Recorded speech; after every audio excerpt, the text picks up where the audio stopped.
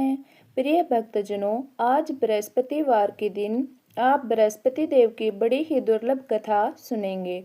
इस कथा को सुनने से भक्तों की सभी मनोकामनाएं भगवान बृहस्पति देव की कृपा से पूर्ण हो जाती है। तो आइए बड़ी ही श्रद्धा और प्रसन्नचित मन से इस कथा को सुनते हैं।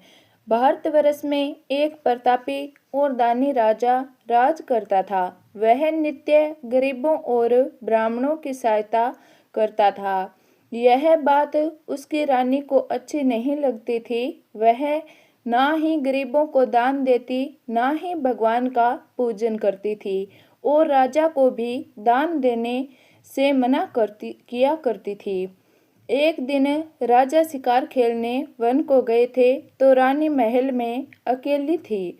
उसी समय बृहस्पति देव साधु वेश में राजा के महल में भिक्षा के लिए आए और भिक्षा मांगी। रानी ने भिक्षा देने से इनकार कर दिया और कहा, हे साधु महाराज, मैं तो दान पुण्य से तंग आ गई हूँ। मेरा पति सारा धन लुटाते रहते हैं। मेरी इच्छा है कि हमारा धन नष्ट हो जाए, फिर ना रहेगा ना बांस ना बजेगी बांसुरी। साधु ने कहा, देवी तुम तो बड़ी ही विचित्र हो। धन संतान तो सभी चाहते हैं, पुत्र और लक्ष्मी तो पापी के घर भी होने चाहिए। यदि तुम्हारे पास अधिक धन है तो भूखों को भोजन दो, प्यासों के लिए प्याऊ बनवाओ, मुसाफिरों के लिए धर्मशालाएं खुलवाओ।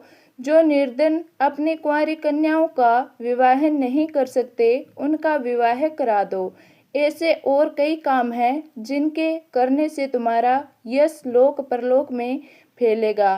परंतु रानी पर उपदेश का कोई प्रभाव ना पड़ा। वह बोली, महाराज आप मुझे कुछ ना समझाइए, मैं ऐसा धन नहीं चाहती जो हर जगह बांटती फिरूं। साधु ने उत्तर दिया, यदि तुम्हारी ऐसी इच्छा है तो तथास्तु।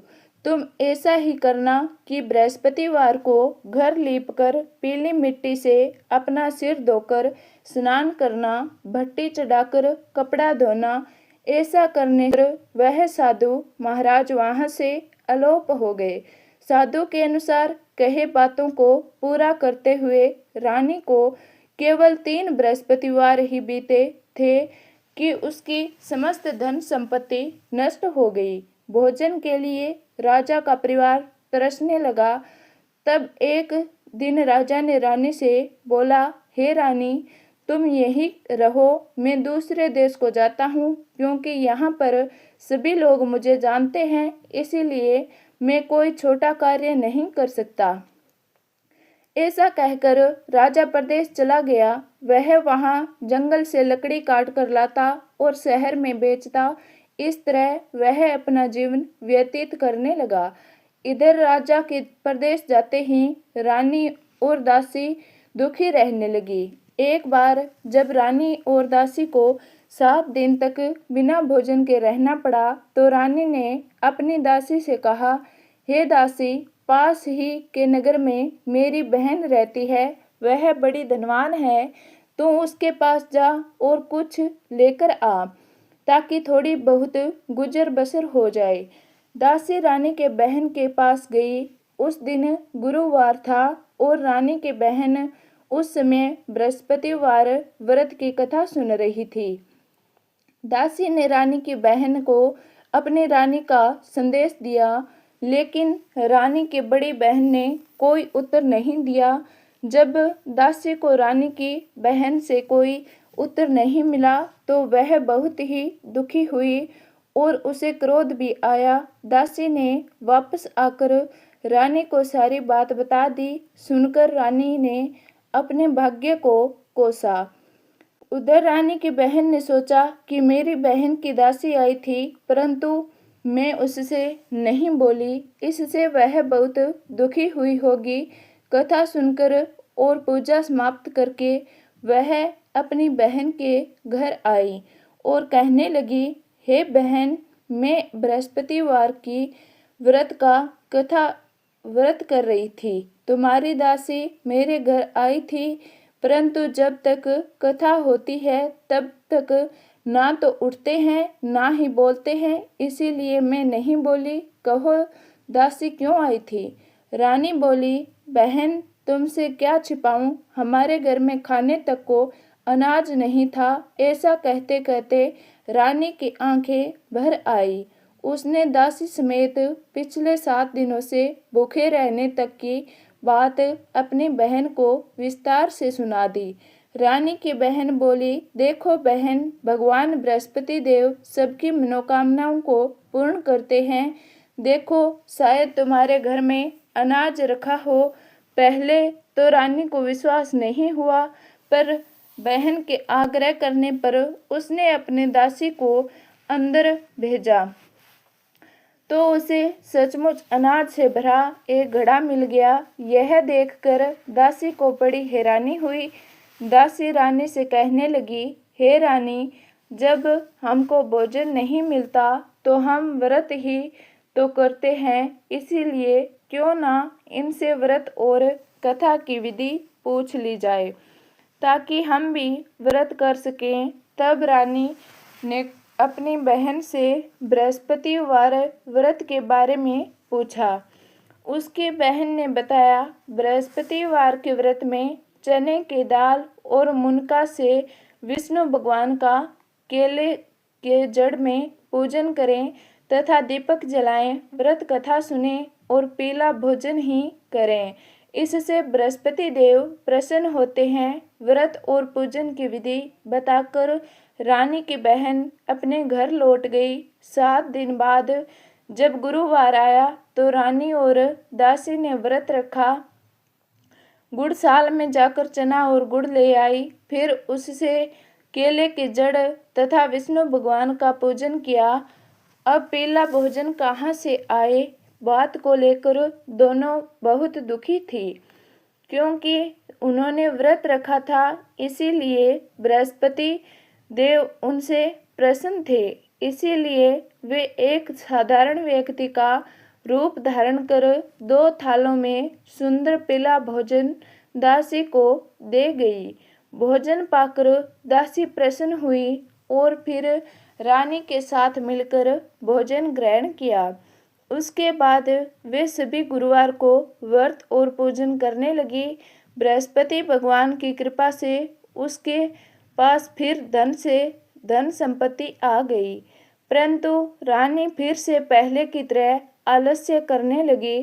तब दासी बोली, देखो रानी, तुम पहले भी इसी प्रकार आलस्य करती थी, तुम्हें धन रखने में कष्ट होता था, इस कारण सभी धन नष्ट हो गया, और अब जब भगवान बृहस्पति की कृपा से धन मिला है तो तुम्हें फिर से आलस्य होता है। रानी को समझाते हुए दासी कहती है कि बड़ी मुश्किलों के बाद हमने यह धन पाया है, इसीलिए हमें दान पुण्य करना चाहिए, भूखे मनुष्यों को भोजन कराना चाहिए और धन को शुभ कार्यों में खर्च करना चाहिए, जिससे हमारे कुल का यश बढ़ेगा, स्वर्ग की प्राप्ति होगी और पितृ प्रसन्न होंगे। दासी की बात मानकर रानी अपना धन शुभ कार्यों में खर्च करने लगी, जिससे पूरे नगर में उसका यश फैलने लगा। एक दिन राजा दुखी होकर जंगल में एक पेड़ के नीचे आसन जमाकर बैठ गया। वह अपनी दशा को याद करके व्याकुल होने लगा। उस दिन बृहस्पतिवार का दिन था। एकाएक उसने देखा कि एक निर्जन वन में एक साधु प्रकट हुए। वह साधु वेश में स्वयं बृहस्पति देवता थे। लकड़हारे के सामने आकर बोले, हे लकड़हारे, इस सुनसान जंगल में तू चिंता मगन क्यों बैठा है? लकड़हारे ने दोनों हाथ जोड़कर प्रणाम किया और उत्तर दिया, महात्मा जी, आप सब कुछ जानते हैं, मैं क्या कहूँ? यह कहकर रोने लगा और साधु को अपनी आत्मकथा सुनाई। महात्मा जी ने कहा, तुम्हारी स्त्री ने बृहस्पति के दिन बृहस्पति भगवान का निरादर किया है, जिसके कारण रुष्ट होकर उन्होंने तुम्हारी यह दशा कर दी। अब तुम चिंता को दूर करके मेरे कहने पर चलो तो तुम्हारे सब कष्ट दूर हो जाएंगे और भगवान पहले से भी अधिक संपत्ति देंगे।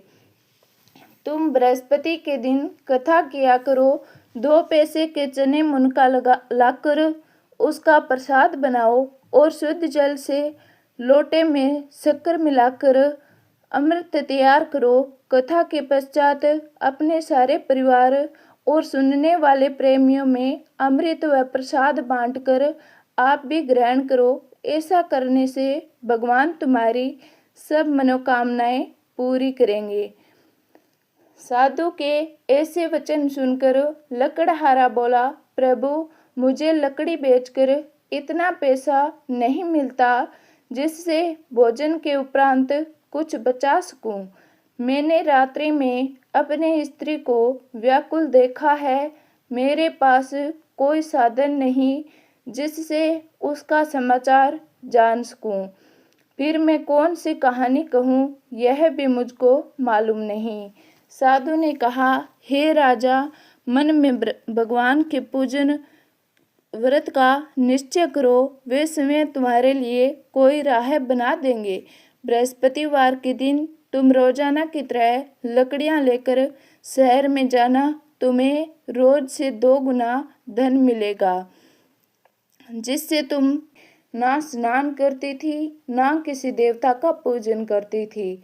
इस कारण ब्राह्मण देवता बहुत दुखी रहते थे। भगवान की कृपा से ब्राह्मण के यहाँ एक कन्या उत्पन्न हुई। कन्या बड़ी होने लगी। प्रातः स्नान करके वह भगवान विष्णु का जप करती। बृहस्पतिवार का व्रत भी करने लगी।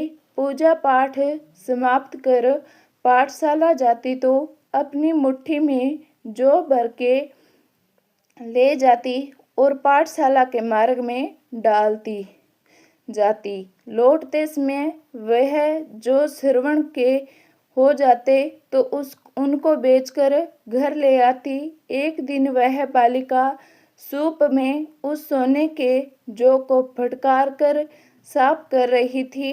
तभी उसकी माँ ने देखा और कहा कि बेटी, सोने के जौ होना चाहिए। दूसरे दिन गुरुवार था। कन्या ने व्रत रखा और बृहस्पति देव से सोने का सूप देने की प्रार्थना की।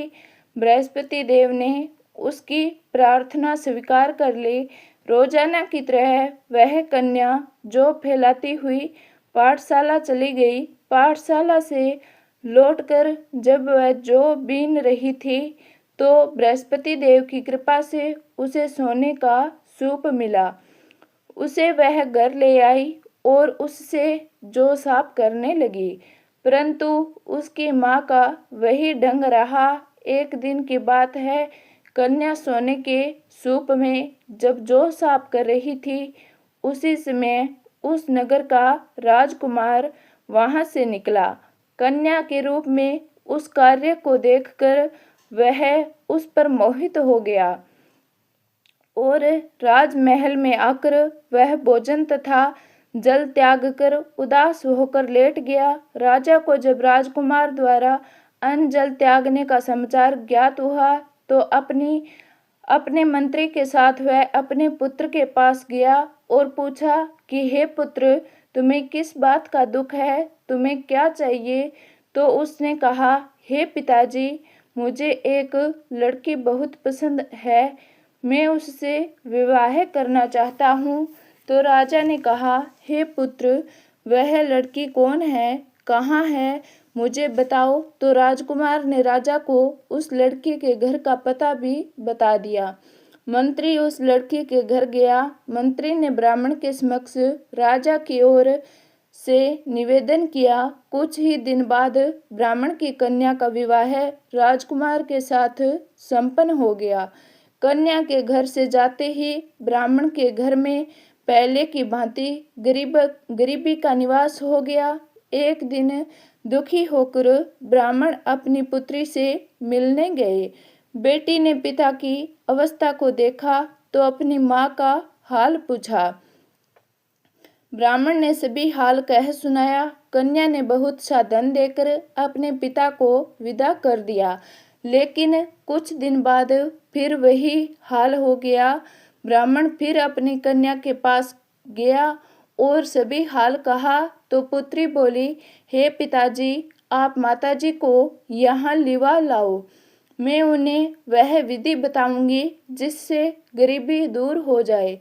ब्राह्मण देवता अपनी पत्नी को साथ लेकर अपनी पुत्री के पास राजमहल पहुँचे तो पुत्री अपनी माँ को समझाने लगी, हे माँ, तुम प्रातःकाल स्नान आदि करके विष्णु भगवान का पूजन करो तो सब दरिद्रता दूर हो जाएगी। परंतु उसकी माँ ने उसकी एक भी बात नहीं मानी। वह प्रातःकाल उठकर अपनी पुत्री की बची जूठन को खा लेती थी। एक दिन उसकी पुत्री को बहुत गुस्सा आया। उसने अपनी माँ को एक कोठरी में बंद कर दिया। प्रातः उसे स्नान आदि करा के पूजा पाठ करवाया तो उसके माँ की बुद्धि ठीक हो गई। उसके बाद वह नियम से पूजा पाठ करने लगी और प्रत्येक बृहस्पतिवार को व्रत करने लगी।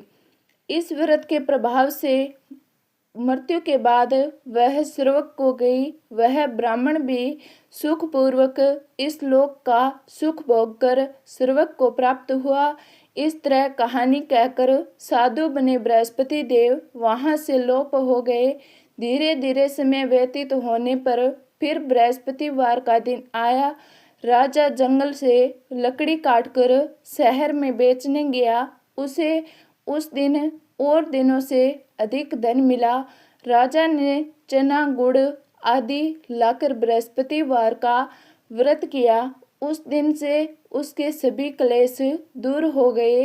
परंतु जब अगले बृहस्पतिवार का दिन आया तो वह बृहस्पतिवार का व्रत करना भूल गया।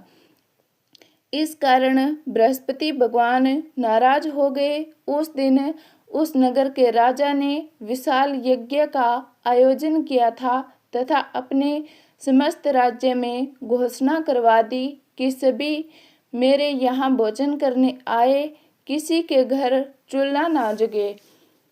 इस आज्ञा को जो नहीं मानेगा उसको फांसी दे दी जाएगी। राजा की आज्ञा अनुसार राज्य के सभी वासी राजा के भोजन में सम्मिलित हुए, लेकिन लकड़हारा कुछ देर में पहुंचा।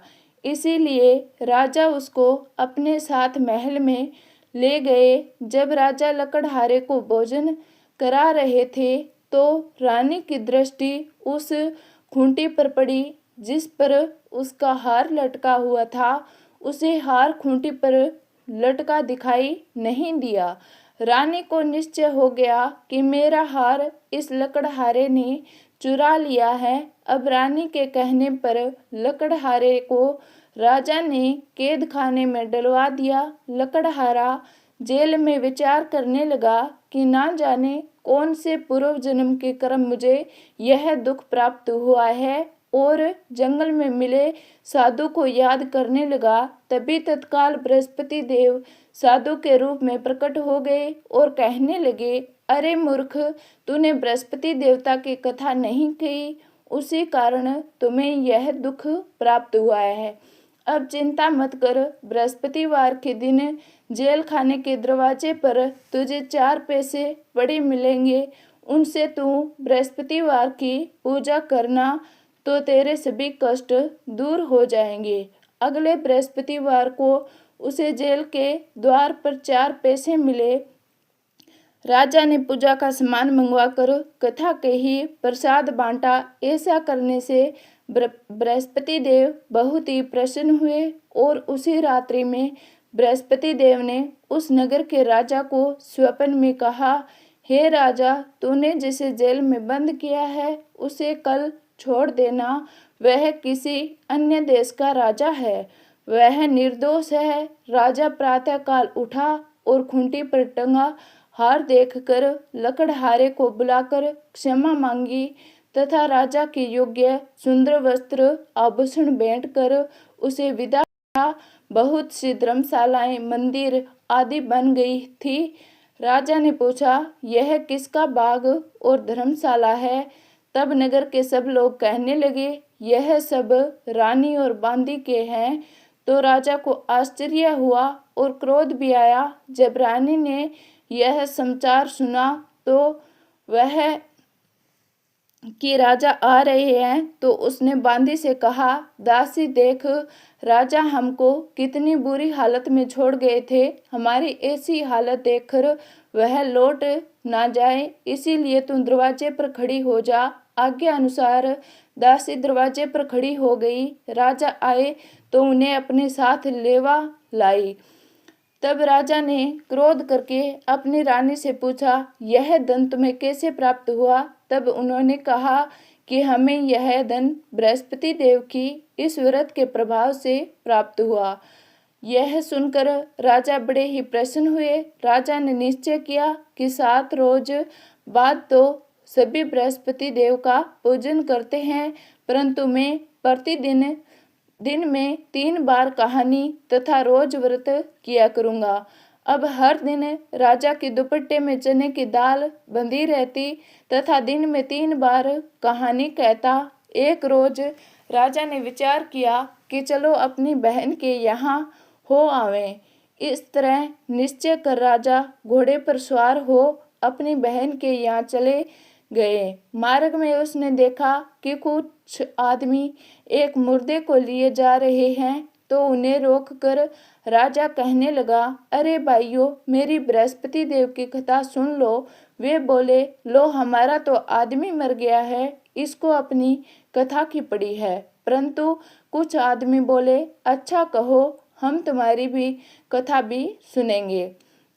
राजा ने चने की दाल निकाली और जब कथा आदि हुई कि मुर्दा हिलने लग गया और जब कथा समाप्त हो गई तो राम राम करके मनुष्य उठ खड़ा हो गया।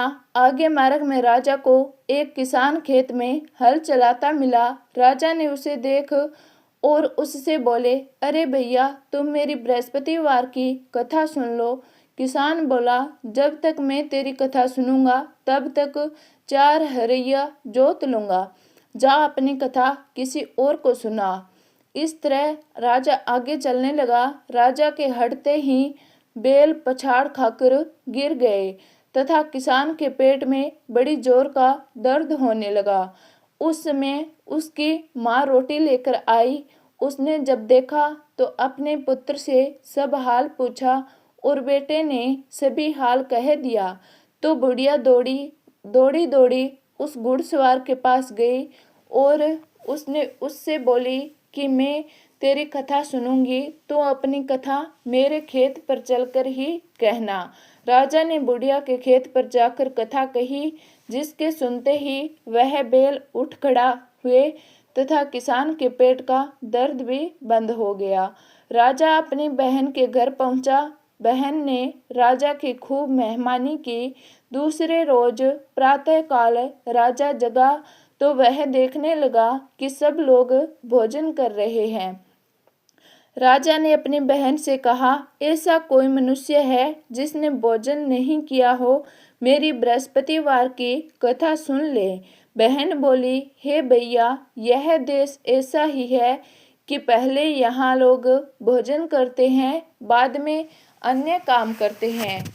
अगर कोई पड़ोसी में हो तो देख आऊं। वह ऐसा कहकर देखने चली, परंतु उसे कोई ऐसा व्यक्ति नहीं मिला जिसने भोजन ना किया हो। अतः वह एक कुम्हार के घर गई, जिसका लड़का बीमार था। उसे मालूम हुआ कि उसके यहाँ 3 रोज से किसी ने भोजन नहीं किया है। वह बहन ने अपने भाई की कथा सुनने के लिए कुम्हार से कहा, तो वह तैयार हो गया। राजा ने जाकर बृहस्पतिवार की कथा कही, जिसको सुनकर उसका लड़का ठीक हो गया। अब तो राजा की प्रशंसा होने लगी। एक रोज राजा ने अपनी बहन से कहा, हे बहन, हम अपने घर जाएंगे, तुम भी तैयार हो जाओ। राजा की बहन ने अपनी सास से कहा। सास ने कहा, हाँ चली जा, परंतु अपने लड़कों को मत ले जाना, क्योंकि तेरे भाई की कोई औलाद नहीं है। बहन ने अपनी भाई से कहा, हे भैया, मैं तो चलूंगी पर कोई बालक नहीं आएगा। राजा बोला, जब कोई बालक नहीं चलेगा तब तुम ही क्या करोगी। बड़े दुखी मन से राजा अपने नगर को लौट आया। राजा ने अपनी रानी से कहा, हम निवासी हैं, हमारा मुंह देखने का धर्म नहीं है और कुछ भोजन आदि नहीं किया। रानी बोली, हे प्रभु, बृहस्पति देव ने हमें सब कुछ दिया है, वह हमें औलाद अवश्य देंगे। उसी रात को बृहस्पति देव ने राजा से स्वप्न में कहा, हे राजा, उठ, सभी सोच त्याग दे, तेरी रानी गर्भ से है। बृहस्पति देव की यह बात सुनकर राजा बड़ा ही प्रसन्न हुआ। यह बात पूरे नगर में फैल गई और सभी बड़े ही प्रसन्न हुए। 9वें महीने रानी के गर्भ से एक सुंदर पुत्र पैदा हुआ। तब राजा बोला, हे रानी, स्त्री बिना भोजन के रह सकती है पर बिना कहे नहीं रह सकती। जब मेरी बहन आवे तो तुम उससे कुछ मत कहना। रानी ने सुनकर हाँ कह दिया। जब राजा की बहन ने यह शुभ समाचार सुना तो वह बहुत ही खुश हुई तथा बधाई लेकर अपने भाई के यहाँ आई। तभी रानी ने कहा, घोड़ा चढ़कर तो नहीं आई, गधा चढ़ी आई। रानी की बहन बोली, भाभी, मैं इस प्रकार ना कहती तो तुम्हें औलाद कैसे मिलती। बृहस्पति देव ऐसे ही है, जैसी जिसके मन में कामनाएं हैं सभी को पूर्ण करते हैं। जो वार का व्रत करता है एवं कथा पढ़ता है अथवा सुनता है, दूसरों को सुनाता है, बृहस्पति देव उनकी सभी मनोकामनाएं पूर्ण करते हैं, उनकी सदैव रक्षा करते हैं। जो संसार में सदा भावना से गुरुदेव का पूजन एवं व्रत सच्चे हृदय से करते हैं, उनकी सभी मनोकामनाएं वैसे ही पूर्ण होती है जैसे सच्ची भावना से रानी और राजा ने बृहस्पति देव की कथा का गुणगान किया। तो उनकी सभी इच्छाएं बृहस्पति देव जी ने पूर्ण की। अनजाने में भी बृहस्पति देव की उपेक्षा ना करें, ऐसा करने से सुख शांति नष्ट हो जाती है। इसीलिए सबको कथा सुनने के बाद प्रसाद लेकर जाना चाहिए और हृदय से उनका मनन करते हुए जयकारा बोलना चाहिए। तो प्रेम से बोलिए, बृहस्पति भगवान की